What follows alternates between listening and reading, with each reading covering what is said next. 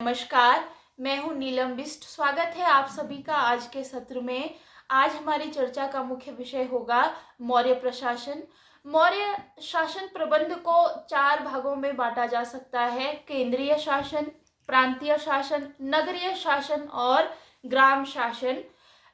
मौर्य काल में प्रशासन का सर्वोपरि राजा होता था और सर्वे सर्वा होने के बावजूद भी मौर्यकालीन राजा निरंकुश नहीं थे। राजा प्रजा हितैषी थे, प्रजा हितवादी कार्य करते थे।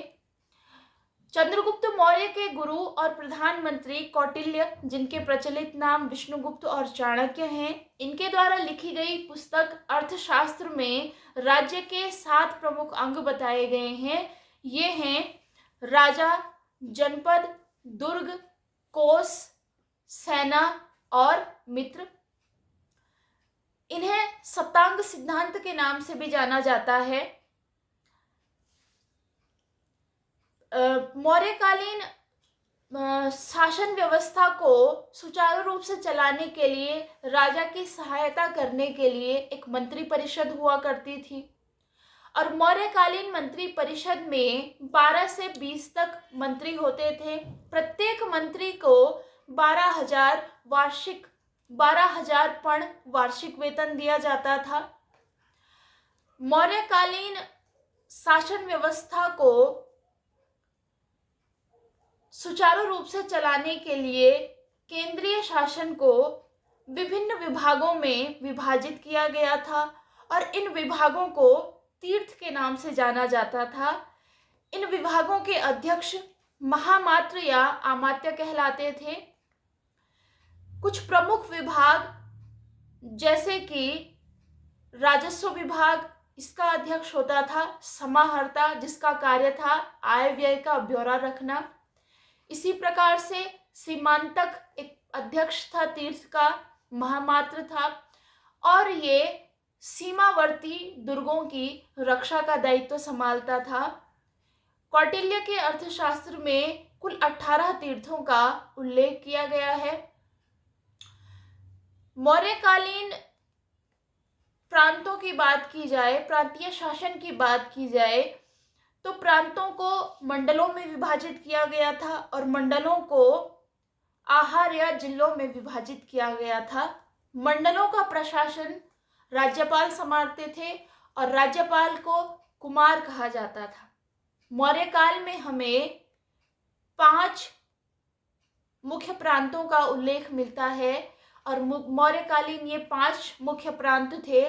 सबसे पहले उत्तरापथ, अवंती, कलिंग, दक्षिणाप्रथ और प्राच्य। इनकी राजधानियां थी, उत्तरापथ की राजधानी थी तक्षशिला, अवंती की राजधानी थी उज्जैनी, कलिंग की राजधानी थी तोशली, दक्षिणापथ की राजधानी थी सुवर्णगिरी और प्राच्य की राजधानी थी पाटलिपुत्र। तो ये 5 प्रमुख प्रांत मौर्यकालीन थे। नगरीय प्रशासन की बात की जाए तो मेगास्थनीज ने अपनी इंडिका में वर्णन किया है कि नगर का प्रशासन मौर्य काल में 30 सदस्यों के एक मंडल के द्वारा संभाला जाता था और 30 सदस्यों का ये मंडल कुल 6 समितियों में बटा हुआ था और प्रत्येक समिति में 5 सदस्य होते थे। ये प्रमुख 6 समितियां इस प्रकार से थी। सबसे पहली जो समिति थी वह थी शिल्पकला समिति, वैदेशिक समिति, जनसंख्या समिति, व्यवसाय वाणिज्य समिति, वस्तु निरीक्षण समिति और कर समिति। ये कुल 6 समितियां थी जो मिलकर के नगर का प्रशासन संभालती थी। ग्राम प्रशासन की बात की जाए तो ग्राम का मुखिया ग्रामीणी या ग्रामिक होता था और ग्राम प्रशासन में एक प्रशासनिक अधिकारी होता था जिसे भोजक कहा जाता था।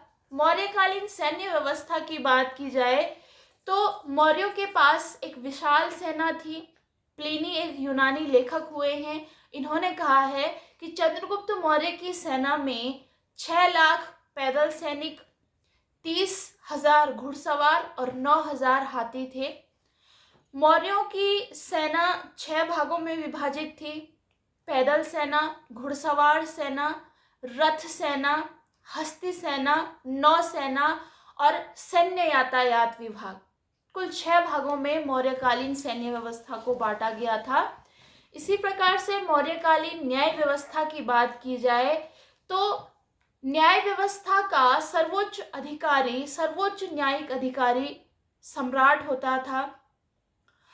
और मौर्य काल में प्रमाणों के आधार पर हमें 2 प्रकार के न्यायालय देखने को मिलते हैं, धर्म स्थायी न्यायालय और कंटक शोधन न्यायालय। धर्म स्थायी न्यायालय उन न्यायालयों को कहा जाता था जिनमें आय व्यय लेन देन से संबंधित दीवानी मामले आते थे, जबकि कंटक शोधन वे न्यायालय कहलाते थे जिनमें मारपीट और झगड़े से संबंधित फौजदारी मामले आते थे। गुप्तचर व्यवस्था मौर्य काल में बहुत सुदृढ़ थी। गुप्तचर 2 प्रकार के थे, एक होते थे संस्था और दूसरे प्रकार के गुप्तचर थे संचारण। संस्था गुप्तचर कहा जाता था उन्हें जो एक जगह पर रह करके अपना कार्य करते थे, जबकि संचारण गुप्तचर साधु या छद्म वेश में घूम घूम कर भ्रमण करके अपना कार्य करते थे। तो गुप्तचर व्यवस्था इस प्रकार से मौर्य काल में थी।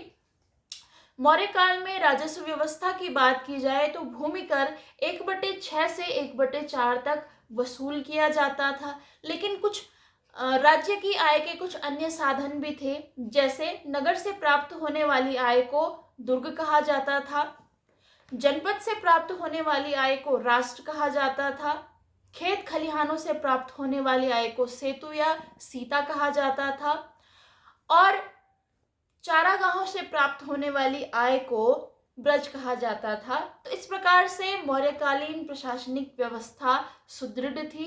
मौर्यों ने भारत के एक बड़े हिस्से पर अपना शासन स्थापित किया था। आज की वीडियो में इतना ही। अगले वीडियो में और भी इतिहास के अच्छे और महत्वपूर्ण, परीक्षा की दृष्टि से अति महत्वपूर्ण विषयों पर चर्चा की जाएगी। तब तक के लिए धन्यवाद।